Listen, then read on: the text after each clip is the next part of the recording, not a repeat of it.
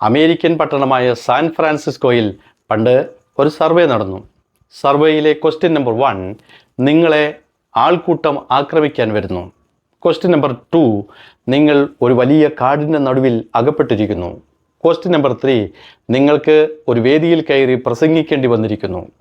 ഈ 3 ചോദ്യങ്ങളിൽ വ്യക്തികളെ ഏറ്റവും കൂടുതൽ ഭയപ്പെടുത്തുന്നത് എന്ത് എന്ന ചോദ്യത്തിന് കൂടുതൽ ആളുകളും മൂന്നാമത്തെ ഓപ്ഷനാണത്രേ ടിക്ക് ചെയ്തത്. ദാറ്റ് മീൻസ് ലോകത്തെ ഏറ്റവും അധികം ആളുകളെ ഭയപ്പെടുത്തുന്നത് വേദിയിൽ കയറി പ്രസംഗിക്കുക എന്ന സന്ദർഭമാണത്രേ. നിങ്ങൾ മറ്റൊരു കോണ്ടെക്സ്റ്റ് കേട്ടു നോക്കൂ. അയൽക്കൂട്ടത്തിൻ്റെ മീറ്റിങ്ങിനായി സ്ത്രീകൾ എത്തിക്കൊണ്ടിരിക്കുന്നു. എത്തിയവരെല്ലാം വട്ടത്തിലും നീളത്തിലും ഇരുന്ന് വാതോരാതെ സംസാരിച്ചു കൊണ്ടിരിക്കുകയാണ്. മീറ്റിംഗ് വിളിച്ചുകൂട്ടിയ വീട്ടുടമസ്ഥ പെട്ടെന്ന് അവരോടൊരു കാര്യം പറഞ്ഞു, നമുക്ക് മീറ്റിംഗ് ആരംഭിക്കാം. ആരാണ് ഒരാൾ സ്വാഗതം പറയുക? പിന്നെ അവിടെ പിൻ ഡ്രോപ്പ് സൈലൻസ് ആണ് കണ്ടത്. പരസ്പരം നോക്കുന്ന 19 കണ്ണുകൾ, അടച്ചുവച്ച അധരങ്ങൾ. എല്ലാവരും നിമിഷ നേരം കൊണ്ട് ഓരോ സിംഗിൾ പ്രതിമകൾ ആയിരിക്കുന്നു. ആരും മിണ്ടുന്നില്ല.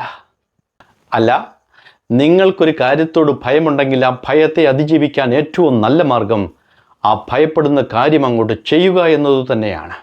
പ്രിയപ്പെട്ട സുഹൃത്തെ, നിനക്കും പ്രസംഗിക്കാൻ പേടിയുണ്ടോ? ഉണ്ടെങ്കിൽ പേടിയോടുകൂടി തന്നെ അങ്ങ് പ്രസംഗിക്കുക. പ്രസംഗമെന്ന് കേൾക്കുമ്പോൾ നിന്റെ മുട്ട് വിറയ്ക്കുന്നുണ്ടോ? എങ്കിൽ മുട്ട് വിറച്ചുകൊണ്ട് തന്നെ അങ്ങോട്ട് പ്രസംഗിക്കുക.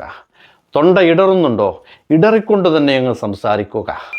സൈക്കിൾ ചവിട്ട് പഠിച്ച ശേഷം ചവിട്ടാം എന്നാരെങ്കിലും വിചാരിച്ചാൽ അത് നടപ്പില്ലല്ലോ. ചവിട്ടി വീണ് വീണ്ടും വീണെടുത്തു നിന്ന് എണീറ്റ് ചവിട്ടിയല്ലേ സൈക്കിൾ ചവിട്ട് നമ്മളൊക്കെ പഠിച്ചത്. നീന്തൽ പഠിച്ചു കഴിഞ്ഞ് നീന്താം എന്ന് വിചാരിച്ചാൽ അത് നടപ്പുണ്ടോ? വെള്ളത്തിൽ മുങ്ങിയും മൂക്കിൽ വെള്ളം കയറിയും പേടിച്ചും വിറച്ചുമൊക്കെ അല്ലേ നമ്മളും നീന്തൽ പഠിച്ചെടുത്തത്. അപ്പോൾ എങ്ങനാ പ്രസംഗിക്കാനുള്ള നെക്സ്റ്റ് ചാൻസ് വിട്ടുകളയുവാണോ? ഒന്നോർത്തു വെച്ചോ, കടൽക്കരയിൽ നിന്നതുകൊണ്ടോ കടലിലേക്ക് നോക്കിയതുകൊണ്ടോ കടൽ കടക്കാനാവില്ല. എടുത്തു ചാടണം, കുതിച്ചു നീന്തണം. ഉത്തിഷ്ഠത ജാഗ്രത, പ്രാപ്യവരാൻ നിബോധത. അപ്പോൾ ഓർത്തു വെച്ചോളൂ, ഇനി പ്രസംഗിക്കാൻ കിട്ടുന്ന അവസരത്തിൽ നിങ്ങൾ വിറച്ചാൽ വിറച്ചുകൊണ്ട് തന്നെ അങ്ങോട്ട് പ്രസംഗിക്കണം.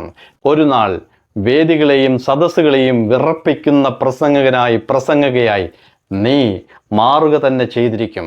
It is true. നിങ്ങൾ ചാനൽ സബ്സ്ക്രൈബ് ചെയ്ത് വെച്ചോളൂ. പുതിയ വീഡിയോയുമായി അടുത്തു തന്നെ നമുക്ക് വീണ്ടും കാണാം. Good bye.